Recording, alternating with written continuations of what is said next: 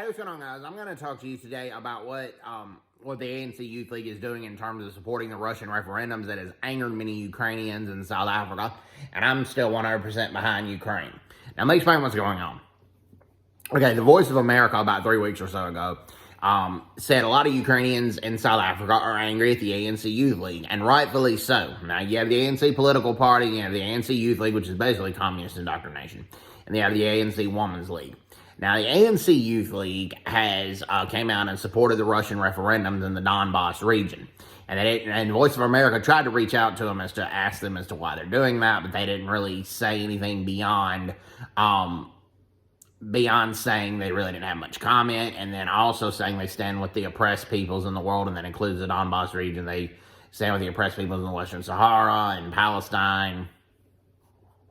But here's the thing, okay?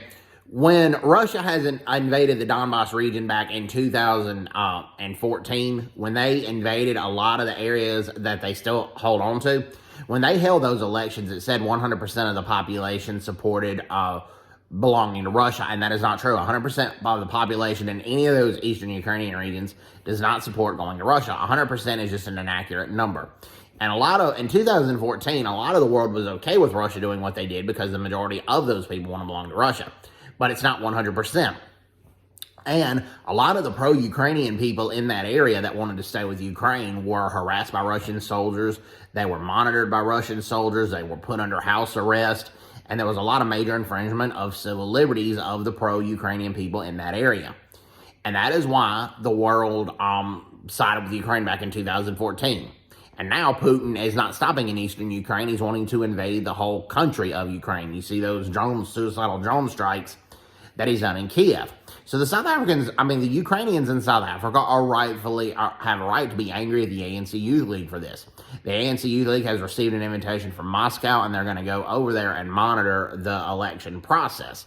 But it's really not monitoring. It's in terms of just letting Russia do whatever they want to, because the ANC, or otherwise known as the African National Congress, has basically a love affair with Vladimir Putin and Russia, and it's ill-founded. Let me explain this.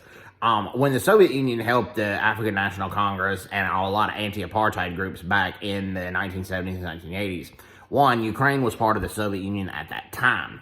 Number two, a lot of those communist organizations did that to try to gain a foothold and trade their ideology of communism. They didn't do that for the sake of black Africans. So, that's that. So, hope everybody's doing well. Take care. God bless, and bye-bye. Bye-bye.